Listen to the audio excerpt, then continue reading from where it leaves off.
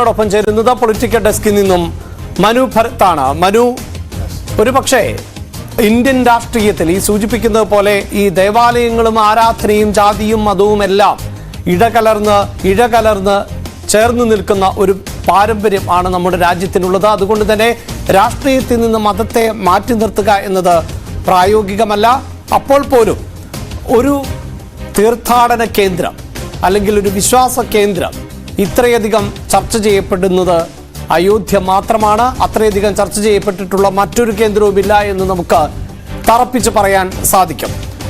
അത് അഭിലാഷ്, ഇതിലൊരു കാര്യം നമ്മൾ മനസ്സിലാക്കേണ്ടത്, നമ്മൾ ഈ മോഡേൺ പൊളിറ്റിക്സ് അല്ലെങ്കിൽ ഈ രാഷ്ട്രീയം എന്നത് നമ്മൾ പ്രധാനമായും ആധുനിക രാഷ്ട്രീയം യൂറോപ്പിലൊക്കെ ഡെവലപ്പ് ചെയ്തിട്ടുള്ള ചില പൊളിറ്റിക്കൽ കോൺഷ്യസ്നെസ്സിന്റെ മാതൃക ഇവിടെയും പിന്തുടരണം എന്ന് വാശി പിടിക്കുന്നതിൽ ഒരു കാര്യമില്ല. നമ്മുടെ സ്വാതന്ത്ര്യ സമര കാലഘട്ടത്തിന്റെ തൊട്ടായിക്കോട്ടെ പലപ്പോഴും ഈ മതത്തിന്റെയും അതുപോലെ മത പരിപാടികളുടെയും ഒക്കെ വലിയ ഇൻഫ്ലുവൻസ്, അതിന്റെ സ്വാധീനം ഇതിലുണ്ടായിരുന്നു. ഇപ്പോൾ ബാലഗംഗാധര തിലകൻ ആയിക്കോട്ടെ, അദ്ദേഹം ഈ വിനായക ചതുർത്ഥി ദിവസം അല്ലെങ്കിൽ അതുമായി ബന്ധപ്പെട്ട ഘോഷയാത്രകളൊക്കെ സ്വാതന്ത്ര്യ സമരത്തിലേക്ക് തിരിച്ചുവിടും. കൽക്കട്ടയിലാണെങ്കിൽ കാളി പൂജയുമായി ബന്ധപ്പെട്ട കാര്യങ്ങൾ സ്വാതന്ത്ര്യ സമരത്തിൽ ആളെ കൂട്ടാനൊക്കെ നമ്മൾ ഉപയോഗിക്കുന്നു. ഖിലാഫത്ത് പ്രസ്ഥാനം അത് ഒരു മതവുമായി ബന്ധപ്പെട്ടൊക്കെ വരുന്നു. അങ്ങനെ ഒട്ടനവധി വിഷയങ്ങൾ വരുമ്പോൾ ഈ മതത്തിന് ഒരു പ്രാധാന്യം ഇന്ത്യൻ രാഷ്ട്രീയം എല്ലാ കാലത്തും നൽകിയിട്ടുണ്ട്. അതിനെ മറന്നുകൊണ്ട് മുന്നോട്ട് പോകാൻ കഴിയില്ല എന്നുള്ളത് ഒരു യാഥാർത്ഥ്യമാണ്.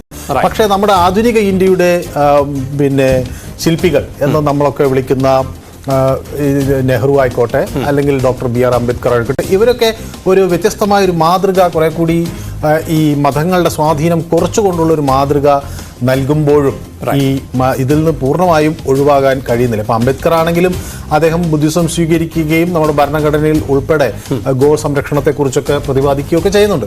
അപ്പം ഇതൊക്കെ ഈ രാജ്യത്തിൻ്റെ ചില ആന്തരികമായ വശങ്ങളാണ് എന്ന് കൂടി മനസ്സിലാക്കാൻ പരാജയപ്പെടുന്നിടത്ത് രാഷ്ട്രീയം ഒരു പക്ഷേ വിജയിക്കണം. അതുപോലെ രാഷ്ട്രീയമാകട്ടെ ശാസ്ത്രമാകട്ടെ എന്ത് തന്നെയാണെങ്കിലും ഇത്തരം വിമർശനങ്ങളുണ്ട്. ഒരുപക്ഷെ എനിക്ക് ഓർത്തെടുക്കാൻ പറ്റുന്നത് ഏറ്റവും ഒടുവിൽ ISROയുടെ ചന്ദ്രയാൻ ദൗത്യം ഉൾപ്പെടെ നടത്തുമ്പോൾ അതിന്റെ മോഡൽ ഈ തിരുപ്പതി ക്ഷേത്രത്തിൽ കൊണ്ടുപോകുന്നു, അവിടെ പൂജ നടത്തുന്നു.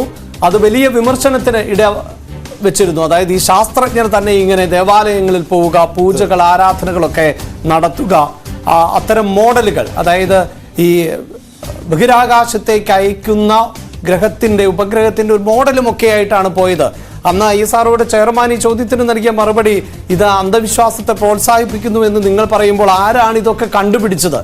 ഈ കണ്ടുപിടിച്ചവർ തന്നെയല്ലേ ഈ ക്ഷേത്രങ്ങളിൽ പോകുന്നത്? അതുകൊണ്ട് ആരാധനയും വിശ്വാസത്തെയും ഒക്കെ ഈ നിലയിൽ കാണേണ്ടതുണ്ടോ എന്നാണ് അദ്ദേഹം ചോദിച്ചത്. ഒരു പക്ഷേ പ്രേക്ഷകരെ സംബന്ധിച്ചിടത്തോളം വ്യത്യസ്തമായ ആരാധനക്രമങ്ങൾ ഉണ്ടാകാം, ജീവിത രീതികൾ ഉണ്ടാകാം, മതപരമായി വിശ്വാസം ഉള്ളവരുണ്ടാകാം, അത്തരത്തിൽ വിശ്വാസം ഇല്ലാത്തവരുമുണ്ടാകാം. ഇതൊക്കെയാണ് ഇന്ത്യ എന്ന ജനാധിപത്യത്തിന് രാജ്യത്തിന്റെ ഒരു പൊതു സ്വഭാവം. എന്തായാലും മനു, എനിക്ക് തോന്നുന്നു ഒരു പക്ഷേ ഇലക്ഷൻ ചാനൽ ഇനിയും ഈ രാമക്ഷേത്രവുമായി ബന്ധപ്പെട്ട രാഷ്ട്രീയം ചർച്ച ചെയ്യേണ്ടി വരും എന്നാണ്. കാരണം ഇപ്പോഴും നമ്മൾ ഇലക്ഷൻ ചാനലിന്റെ ഈ എപ്പിസോഡിൽ നിൽക്കുമ്പോഴും വിവിധ രാഷ്ട്രീയ പാർട്ടികൾക്കടക്കം ഈ വിഷയത്തിൽ എന്ത് സ്വീകരിക്കണമെന്നൊരു കൃത്യമായ ബോധ്യമില്ല. അതെ, ഇതിൽ ഒരു പ്രധാന കാര്യം, ഈ രാമക്ഷേത്രത്തെ സംബന്ധിച്ചുള്ള തർക്കം കുറെ കാലമായി നീണ്ടു നിൽക്കുന്നതാണ്. സ്വാതന്ത്ര്യ ഭാരതത്തിൽ തന്നെ അത് ഒരു വലിയ ചർച്ചാ വിഷയമായി ഉയർന്നു വരികയും ഇന്ത്യൻ രാഷ്ട്രീയത്തെ പലപ്പോഴും ഇളക്കി മറിക്കുകയൊക്കെ ചെയ്തിട്ടുള്ള ഒരു പ്രധാനപ്പെട്ട വിഷയമാണ്. അത് പല ഘട്ടങ്ങളിൽ എടുത്ത നിലപാടുകൾ ചിലപ്പോൾ തിരിച്ചടികളായിട്ടുണ്ട്, ചിലപ്പോൾ അനുകൂല ഘടകങ്ങളായിട്ടുണ്ട്. തിരഞ്ഞെടുപ്പുകളെ അത് വല്ലാതെ സ്വാധീനിക്കുന്ന സാഹചര്യങ്ങൾ ഉണ്ടായിട്ടുണ്ട്. മാത്രമല്ല, നമ്മുടെ ഇന്ത്യയുടെ പിതാവ് അല്ലെങ്കിൽ നമ്മുടെ രാഷ്ട്രപിതാവ് എന്ന് നമ്മൾ പറയുന്ന നമ്മളുടെ മഹാത്മജി, അദ്ദേഹം പോലും ഒരു കരുത്തായി ഉയർത്തിപ്പിടിച്ച ഒരു പ്രതീകമായിരുന്നു ശ്രീരാമൻ. അപ്പം അതുകൊണ്ട് തന്നെ ഇന്ത്യയുടെ ആത്മാവുമായി വളരെയധികം അഭേദ്യമായ ഒരു അടുപ്പം ഈ ഒരു വിശ്വാസം, ഈ ഒരു സങ്കല്പത്തിന് ഉണ്ട്.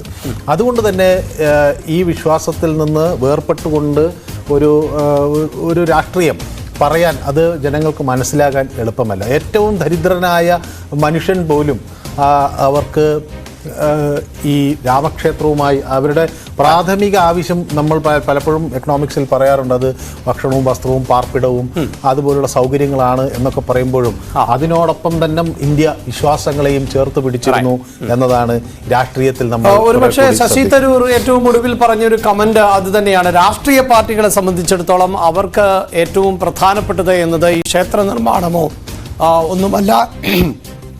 അത് മാത്രമല്ല, പിന്നെ ഇവിടെ നമ്മുടെ ഒരു രാജ്യത്തിൻ്റെ ഒരു എക്കോണമി, നമ്മുടെ രാജ്യത്ത് പലപ്പോഴും ഈ ഒരു രാജ്യനീതി അല്ലെങ്കിൽ രാഷ്ട്രതന്ത്രം എന്ന് പറയുന്നത് രാജാക്കന്മാരുടെ കാലഘട്ടത്തിലൊക്കെ ഉണ്ടായിട്ടുള്ള ഇപ്പോൾ വരൾച്ച വരുന്നു അല്ലെങ്കിൽ എന്തെങ്കിലും പ്രശ്നങ്ങൾ വരുന്നു, ആ ഘട്ടങ്ങളിലൊക്കെ രാജാക്കന്മാർ ഈ ക്ഷേത്ര നിർമ്മാണവുമായി ബന്ധപ്പെട്ട പദ്ധതികൾ പ്രഖ്യാപിക്കുന്ന ഒരു രീതി ഉണ്ടായിരുന്നു.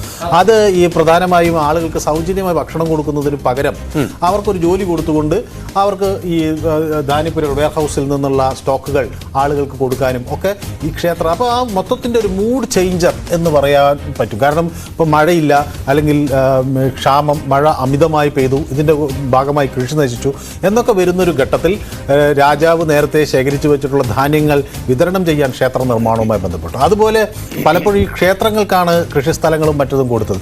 ക്ഷേത്രവുമായി ബന്ധപ്പെട്ട് പഠന കേന്ദ്രങ്ങൾ ഉണ്ടായിരുന്നു, ക്ഷേത്രവുമായി ബന്ധപ്പെട്ട് നികുതി പിരിവുകൾ ഉണ്ടായിരുന്നു.